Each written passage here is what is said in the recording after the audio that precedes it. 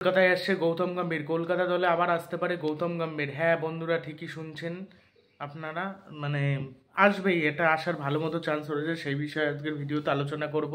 এবং Gurbaz feel সল্টের replacement, সে কিন্তু দুর্দান্ত ফর্মে রয়েছে।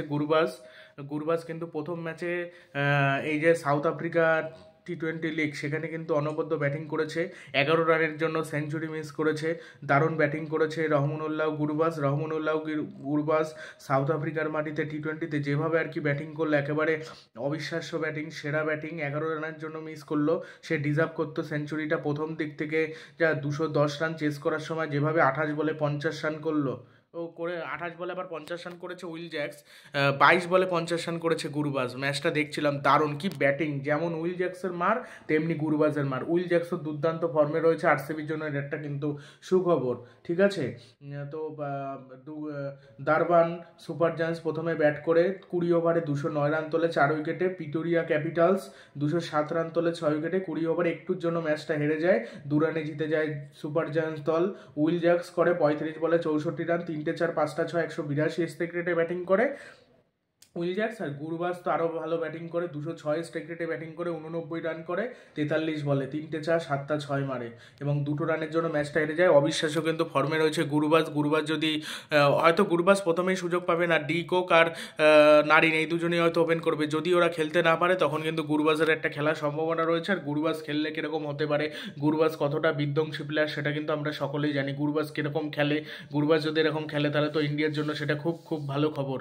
সরি, কলকাতার জন্য ভালো খবর, ইন্ডিয়ার জন্য না, কলকাতার জন্য ভালো খবর। এই হলো কলকাতার। আর গৌতম গম্ভীরের ব্যাপারটা, গৌতম গম্ভীরের কাজে কিন্তু বিসিসিআই একেবারে পুরোপুরি অখুশি। তার কারণ গৌতম গম্ভীর কোচ হওয়ার পর থেকে ভারত টেস্ট চ্যাম্পিয়নশিপের ফাইনালে উঠতে পারেনি। শ্রীলঙ্কার বিপক্ষে টি-20 সিরিজে, না ওয়ানডে সিরিজে হেরেছে, ওয়ানডে সিরিজে হারলো, ঠিক আছে। যে 35 বছর পর বোধহয় হেরেছিল। তারপরে এই যে নিজেদের ঘরের মাটিতে বেশ কয়েক বছর পর হারলো এই যে টেস্ট সিরিজে নিউজিল্যান্ডের বিপক্ষে, জঘন্য পারফরমেন্স করেছে।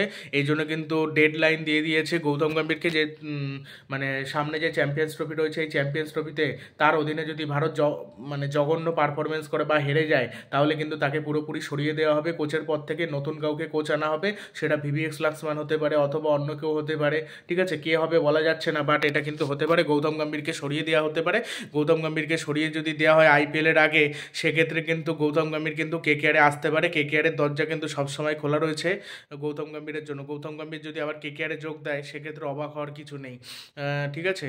তবে সেটা একটা বাজে ব্যাপার হবে, তার হয়তো মন খারাপ হবে। ভারতের হয়ে কোচিং যদি ভালো করতে না পারে, তখন কলকাতায় আবার যোগ দেওয়া একটু হলেও চাপের হয়ে যাবে তার পক্ষে।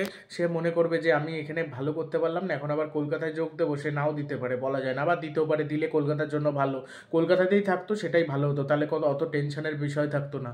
কলকাতাকে আবার চ্যাম্পিয়ন করতে পারতো 2025 আইপিএলে। আর গুরবাজ কি তাণ্ডব চালালো, একেবারে অবিশ্বাস্য। আর রিঙ্কু সিং হতে পারে কলকাতা নাইট রাইডার্সের অধিনায়ক, তার কারণ তার কিন্তু ক্যাপ্টেন্সির এখন অভিজ্ঞতা হচ্ছে আস্তে আস্তে। সে কিন্তু বিজয় হাজারে ট্রফিতে ক্যাপ্টেন্সি করছে, ঠিক আছে, ভালো ক্যাপ্টেন্সি করছে, ভালো বল হাতে কিন্তু মাঝে মাঝে উইকেট নিচ্ছে। রিঙ্কু সিং ফিল্ডিংটা তো ভালো করছে, আগেও ফিল্ডিং ভালো করতো। বরুণ চক্রবর্তী ভালো ফর্মে রয়েছে, সেজন্য কে কলকাতার ক্যাপ্টেন হয় এটা বোঝা যাচ্ছে না, বাট রিঙ্কু সিং কিন্তু কলকাতা নাইট রাইডার্সের ক্যাপ্টেন হতে পারে, সেটা একটা আন্দাজ করা যাচ্ছে যে সে হতে পারে, হয়তো সম্ভবত হতে পারে। ভিডিওটি ভালো লাগে চ্যানেলটি সাবস্ক্রাইব করে দেবেন এবং ভিডিওটি শেয়ার করতে ভুলবেন না। কারা কলকাতার ফ্যান আছেন সেটা অবশ্যই কমেন্ট বক্সে জানাবেন এবং আমি কেকেআর জানাবেন। আর 2025 আইপিএলে কারা হোক চান যে কলকাতা চ্যাম্পিয়ন হোক, সেটাও কমেন্ট বক্সে জানাবেন।